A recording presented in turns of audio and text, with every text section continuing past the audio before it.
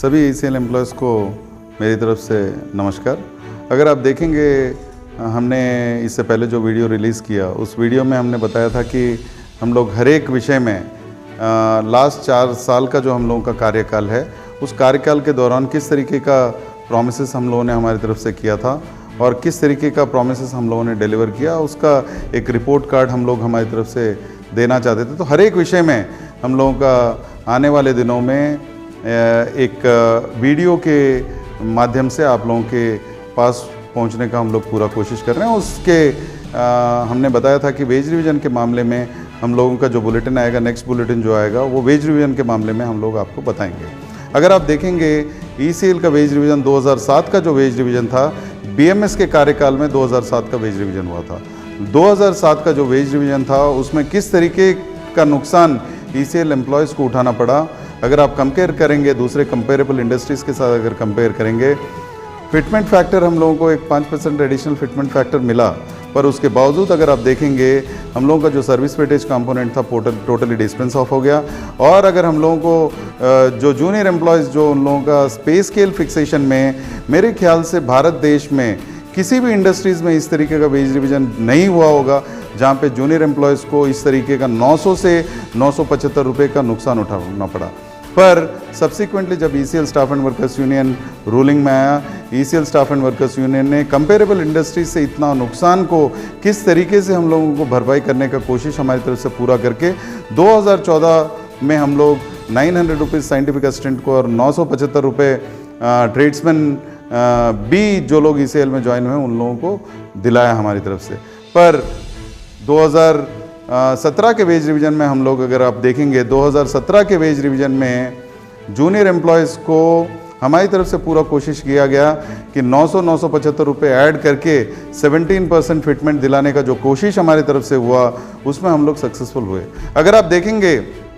India में एक ऐसा इंडस्ट्री आज के माहौल में नहीं दिखा सकते जहाँ पे 17% फिटमेंट जहाँ पे मिला हुआ। और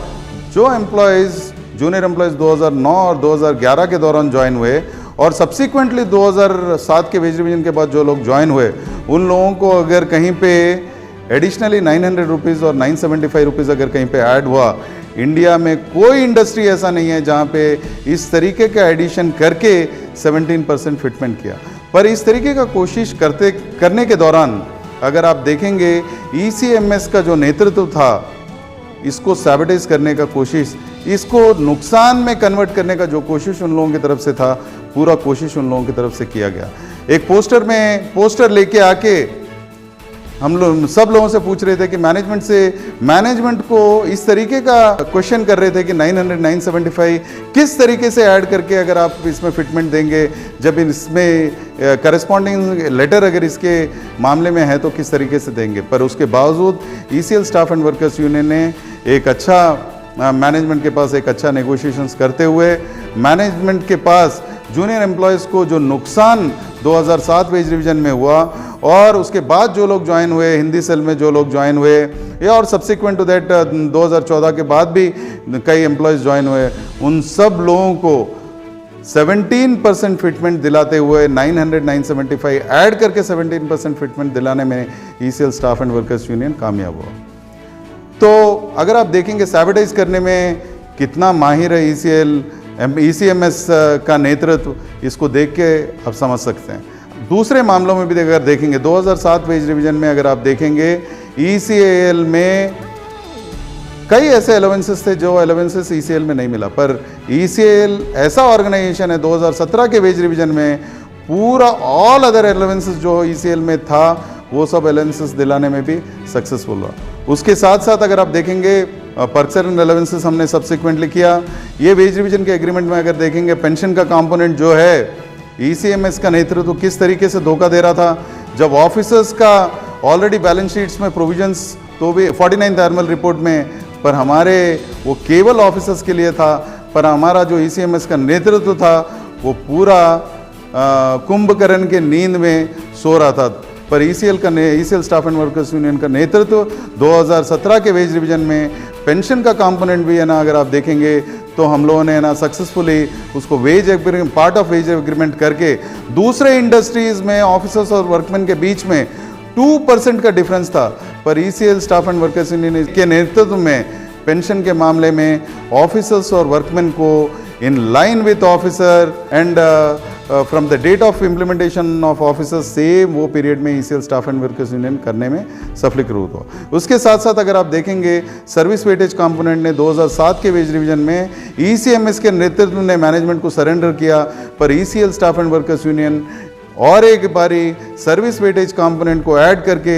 ईसीएल एम्प्लॉयज़ को एक बहुत बड़े पैमाने में फ़ायदा दिलाने में ECL staff and workers union success हुआ। तो इस तरीके से अगर आप ईसीएल का स्टाफ एंड वर्कर्स यूनियन का जो नेतृत्व है, जिसको एम्प्लॉयज़ ने एक मौका दिया एक अच्छा वेज रिवीजन करने का, मौके का फ़ायदा उठाते हुए एक अच्छा वेज रिवीजन करने में ECL staff and workers union successful हुआ। 2017 का वेज रिवीजन अगर आप देखेंगे तो एरियर्स के मामले में रिकॉर्ड टाइम में ईसीएल के हिस्ट्री में कभी भी इतना रिकॉर्ड टाइम में एरियर्स पेमेंट नहीं हुआ, पर ECL staff and workers union एक काबिलियत रहने वाला यूनियन के नाते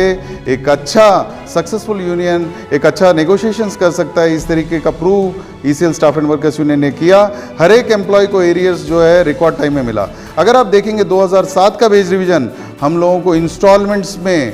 कितने महीने हम लोगों को इंस्टॉलमेंट में एरियर्स लेना पड़ा। एक बारी 2007 का अगर वेज रिवीजन देखेंगे तो आपको पता चलेगा कि किस तरीके का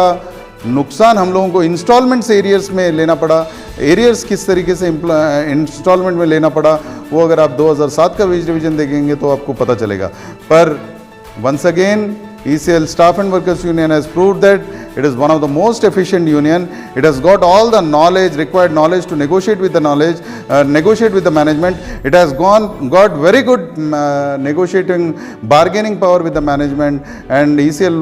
by virtue of that, ECL Staff and Workers Union is one of the most successful union in implementing one of the best wage revision. आगे आने वाले दिनों में हम 4 साल के कार्यकाल में ईच एंड एवरी इशू हम लोग आप लोगों के समक्ष रखेंगे। इसमें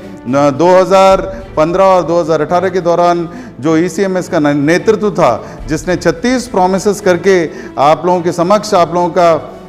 वोट हासिल किया, पर आके उन लोगों ने किस तरीके का